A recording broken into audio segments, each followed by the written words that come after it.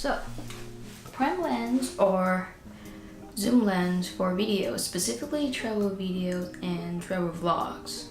Before I started making videos and was primarily taking photos, my Canon DSLR at the time, the 70D, which is a great camera, would only have one prime lens attached to it most of the time, if not all the time. But it's been a year now since I switched to the Sony mirrorless system, the a6300 at the time, mainly to shoot my travel in Philippines, and now the a6500, which I'm using right now. I've been only really using one lens, the 16 to 70mm, which is also what I'm using right now, and haven't really used a prime lens since. I mean, I did buy a 35mm prime when I got a6300, but after a couple of months I decided to sell it because I just wasn't using it as much as I expected, like when I was taking photos. So after spending 2 weeks filming most of my time in the Philippines, I'm actually quite happy with the result that I got from solely just one lens.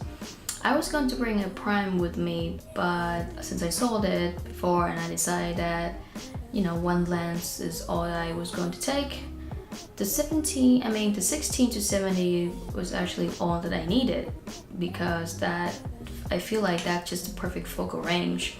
Whenever I need to vlog, there's a handy 16mm.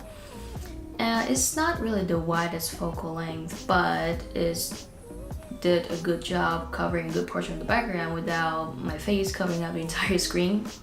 And whenever I need to film things surrounding me, I can shoot in 24, 35, 50 or 70mm, which worked pretty well for most scenarios I encountered. I just really like the fact that I could change the focal length to anything and anytime that I wanted without being afraid of missing out on capturing any moments. So I think that zoom lens is an all-purpose lens for me. Now when I chose versatility, I knew I had to sacrifice something in return, because that's usually how things work. And by that I mean quality. And now when I say quality, I don't mean that prime lens is better than zoom lens, because each lens serves different purpose. Prime lenses tend to be a little smaller, so it's more compact and more portable, and can have the maximum aperture as low as f1.4 or even f1.2. And that means it's gonna work much better in low light situations. Let's say if you were to, I don't know, go, what did I do in the Philippines? Oh yes, I went to explore different caves in the Philippines. I mean, I couldn't really bring my camera because I only had one lens and it was like a huge lens, so I bought my GoPro, but it did not really work very well in low light situation, and you know, anyway, I digressed. Okay, back to zoom lens and prime lenses. In zoom lenses, the widest aperture I've seen is f4, which is in my 16 to 70 right now. F4 actually, you know, is a practical f-stop.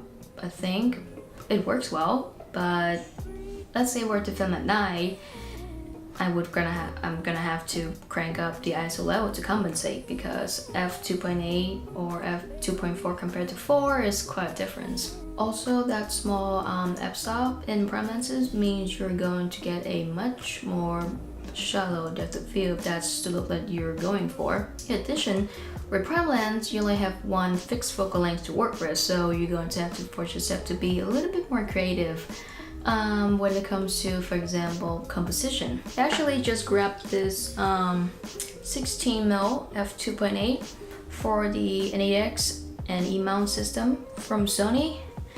I have heard a mixed review of this because they say that at wide open 2.8 it's kind of blurry, or is not very sharp, and in fact it's actually pretty soft according to the reviews. But picked this one up for like 120 bucks on Amazon, so I thought with this perfect size, look at this, this is so small, so compact. I've actually tried it on with the a6500, and it's so light compared to when I'm trying to vlog with a 16 to 70mm, which is massive compared to this. So this is a wide angle prime lens.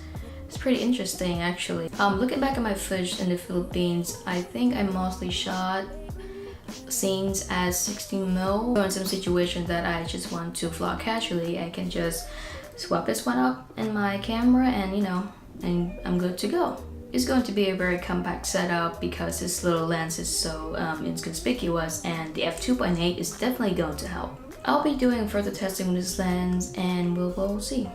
So that's just a few points that I've noticed in my own experience with travel filmmaking. I think it's supposed to rain all day today and it's getting a little bit dark, so let me just try to wrap this up quickly. So anyway, I'm still learning as much as I can every day. Another thing is that I think it depends on the style of video that you desire. Most vloggers that I watch tend to film using a wide angle zoom lens because they would like to film themselves interact with other people. In that case, I think a prime lens wouldn't really make sense since they would need that versatility in zoom lens. On the other hand, travel filmmakers use multiple cameras with multiple types of lenses to shoot cinematic scenes and put together a very beautiful video. And that's sort of my aim when it comes to travel video. I want to combine both. I want to capture what my eyes see, but at the same time include little snippets of behind the scenes and with me talking to the camera as a way to interact with you guys. I can probably make a separate video about this. Do you need 2 cameras or a B-roll camera for travel videos? But that's for another day. So in the end, I'm actually filming with the 16mm wide open f at f2.8 right now.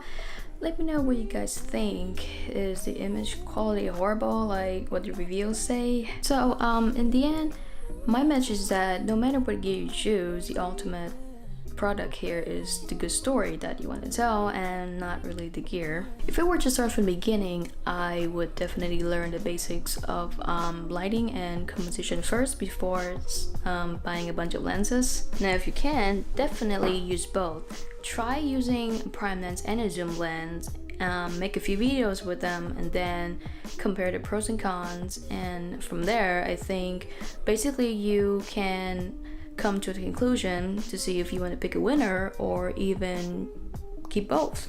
I can tell you that a budget kit lens tends to do better than what most people think. You gotta know your equipment and how to utilize what you have. Says the person who went for the ridiculously expensive kit lens. Hypocritical much, huh? I mean, I understand that not many people would say the IQ of the 16-70 Zeiss would justify for its price tag, but so far I'm pretty happy with it. And let's just say that the reason I went for that lens instead of the 3 budget lenses, the 16-50 Vari zoom, the old kit lens 18-55, and the 18-105 power zoom, is because I do not like the power zoom mechanism, and 18mm isn't exactly as wide as I would like. Anyway, until I find the next gear, thank you for watching and I will see you in the next video.